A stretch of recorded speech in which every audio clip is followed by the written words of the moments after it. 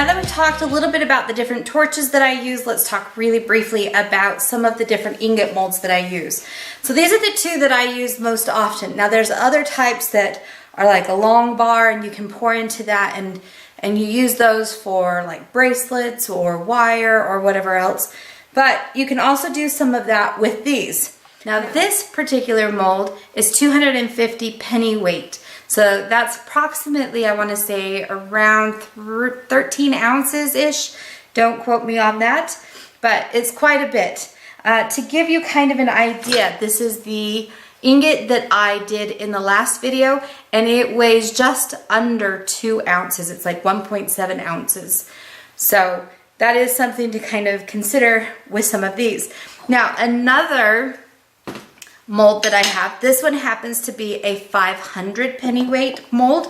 You'll notice, let me take this off here, you'll notice that the size is a bit different.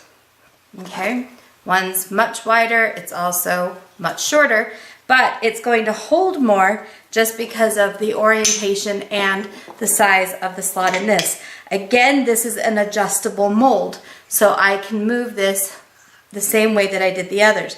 Now, in addition, this is a combination mold.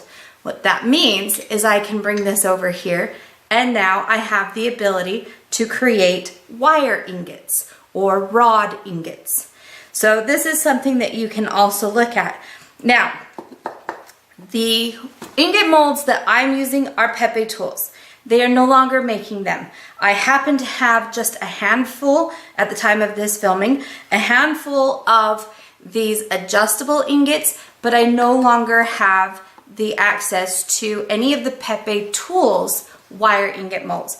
However, there are still many that are available, and I have provided a link for that down in the description of the video as well. So you can check that out. I've got links for both types of ingot molds there as well. So take a check, take a look at that and see if there's something there that's, workable for you. Now, we talked a little bit in the last video how I prepare this, and again, I just use a 3-in-1 oil. Rub it on there really good. Make sure that you get your ingot mold nice and warm before you pour into it. If it's not warm, you run a very dangerous risk because when you pour the hot metal, it will actually spit back out. So be aware of that. Make sure if you're going to be doing any kind of casting that you are well prepared. One of the questions that I get is about preparing your crucible for melting down your silver.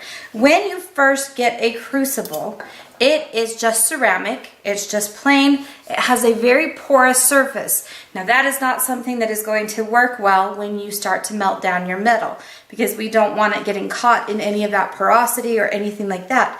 So one of the things that we need to do is get this seasoned. There are a number of ways to do this, and I'm going to show you a very, very simple way. But first, I'm going to talk to you a little bit about the first way that I used to do this. So this is boric acid. And what I would do is I would get my crucible warmed up just a little bit, sprinkle some boric acid into it, keep heating it until you see that boric acid melt, add some more, keep heating it, watch it melt some more, add some more, and then you're going to do that until you get the entire piece coated. However, there is an easier way to do this. So I use a handy flux. This is just a paste flux, but I try not to use it too much out of this large container. One, I often forget to put the lid on and everything dries out and I have to reconstitute it. But the other thing too is the whole purpose of a flux is so that you don't contaminate your piece with other items and you keep things clean. So if I'm dipping my brush constantly back into my large container, I run a great risk of contaminating that. So what I usually do is take a little bit out and I move them into these little containers. They look kind of like a short squatty film canister that we used to have way back in the days. But what I'm going to do is I'm just going to take my flux brush here and I'm going to coat the inside of my little crucible. Now this is going to really soak this in because of that porosity, and that's fine. So you want to just give it a nice good coating.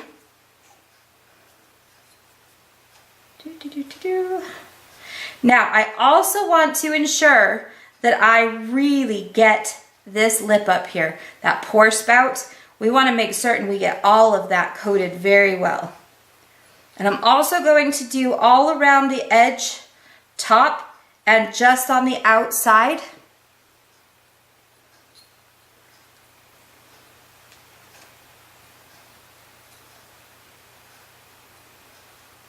Okay, so I actually have a really good coating now, and now if I come back in here and I add a little bit more, I can see that it's not soaking in quite as much as it was when I very first started painting it.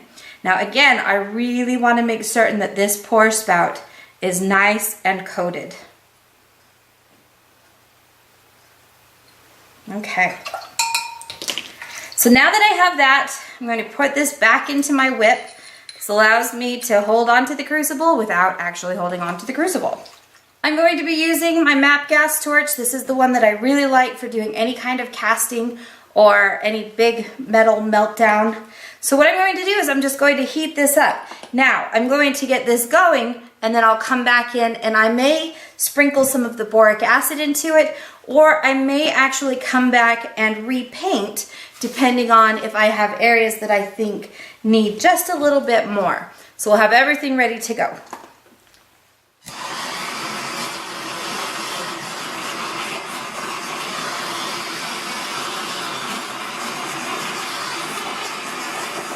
And really quickly, I just want to show you guys, see if this will show up in this video, but you can kind of see where the flux has started to, I guess, congregate with each other. Like you end up with these little spots in there. They kind of open up, and that's totally fine. It's just some of the outer stuff burning off a little bit. And as we get going, we'll start to get that fluid, and we'll be able to actually roll this around and help coat some of these other areas.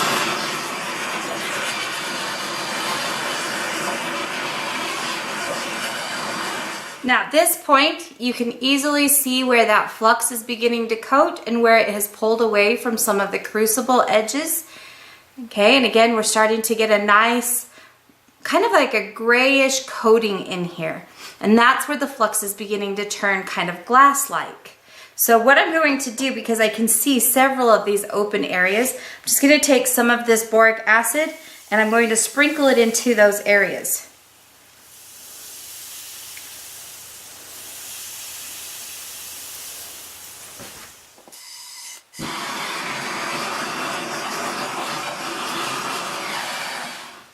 Okay, now obviously I'm going to be very, very careful because this is extremely hot, but now you can see that my crucible is completely coated.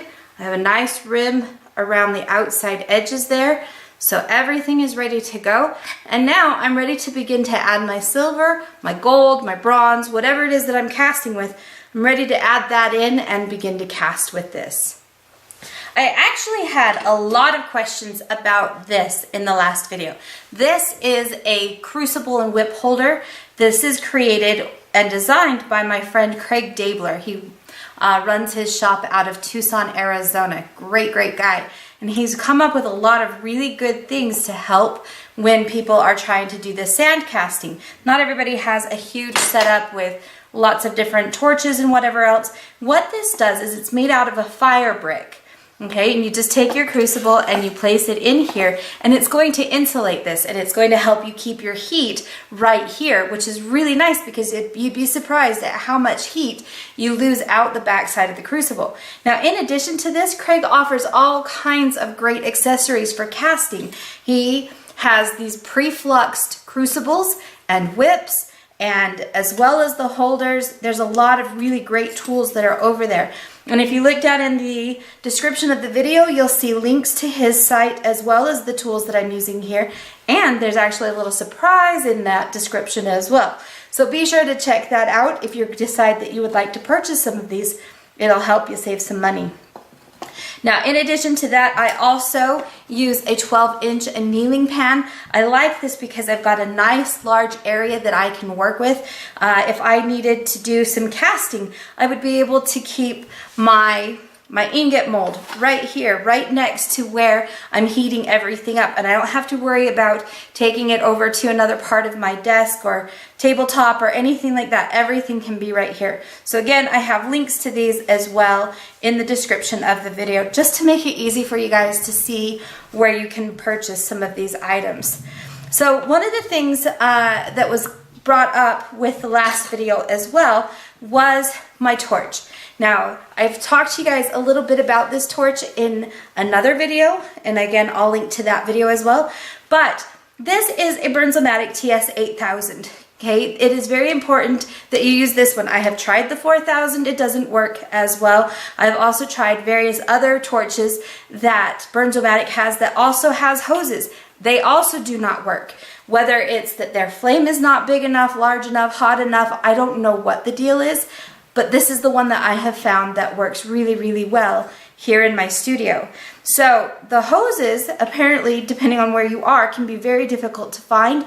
So I have found them for you. And again, I have included a link for that, as well as the torch itself. And then you can just go to your regular big box store and get a canister of MAP gas. And that is what I'm using here. So if I want to melt this down, people are asking, you know, is there anything special we need to do to this torch? You know, do we have to adjust it like we do the other torches? You do not. So there is a black knob right here. This will allow you to turn on and off the gas, as well as one that's at the canister itself on the hose. So I leave those two completely open when I am getting ready to cast. That way I have the full flow of the gas coming into this, and really changing that, allowing more or less gas, is not going to do a whole lot unless you begin to choke your gas out. So be aware of that. Other questions. So here I've measured out about 2 ounces of scrap. And just a second, let me get this in here. So I've measured out 2 ounces of scrap. I'm going to go ahead and put this here in my crucible. And people ask me, when I'm melting and I'm doing it like this, you know, do I need to have a graphite rod to pull stuff out? So I've heard it both ways, yes and no. And I think it comes down to kind of a personal preference. Now in my case, my silver scrap is all clean. There should be no solder or anything like that. However, every now and then you get something that's on the crucible that may get into here. So really quickly, I'm going to show you guys how I do this, just to kind of pull through that metal once it's molten and everything else like that. So first thing I'm going to do is I'm going to start to melt this. It would be handy to have a soldering pick so that you can knock things over if they're hanging out over the edge, kind of like what mine is right now. You can see like all these pieces are hanging out everywhere, and I definitely don't want them here. I want them into my crucible, but right now they're a little bit too big. So I also have my boric acid ready. Now, is this important to have? Yes. What this is going to do is it's going to allow the silver to melt a little bit easier and glide. Okay, as you add this, and you don't want to add too much because we've already seasoned our crucible with the boric acid, whether you did it with boric acid or paste flux, whatever. You already seasoned that, and that's to help move your metal in the crucible itself. And then each time you cast, you're just going to add just a pinch. It doesn't need to be a whole lot. So that actually brings up another question. What happens if there is a lot? So if there is a lot, then what I usually will do is I will take the crucible itself, when it's just the crucible alone, heat everything up till it's kind of drippy and liquidy in there, and I will try to pull it out either with a graphite rod or I will try to pour some of it out. Let's get this going.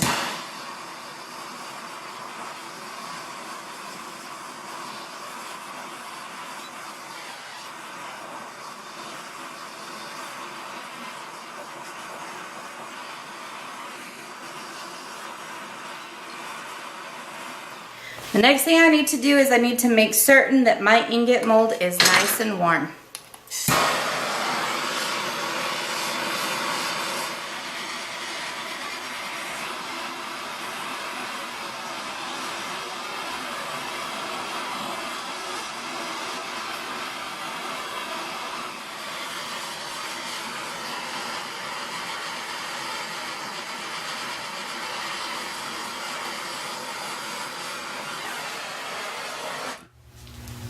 And that is how we do it. So now that I have this cast, it's time to take everything out.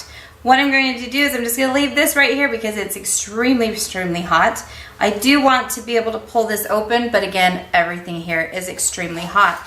So I don't want to do much of that. So I have these gloves, and believe it or not, these are, you guys remember the commercials for like the Ove Glove for kitchen cooking and stuff like that? Well, this is kind of a knockoff called the Tuff Glove. And that's what this is. And so it's a heat protectant glove. And they're big and bulky, and they're fantastic for pulling hot things out of the oven and whatever else. So again, I have links for this down in the description as well. So I'm just gonna unscrew this little nut right here, and I'm going to pull this apart. And once again, I have a beautifully cast ingot. This time, this one weighs about 2 ounces. This is a great looking pour. I'm very, very happy with this. And what I'll do now is quench this, and I'll take that and begin to roll it down in my mill. So hopefully that helps answer all the different questions you guys have about the different accessories that I use, the gloves, the crucible holder, the ingot molds, the different torches. If you guys have more questions, please drop me a line. I'll be happy to answer them for you. Thanks so much.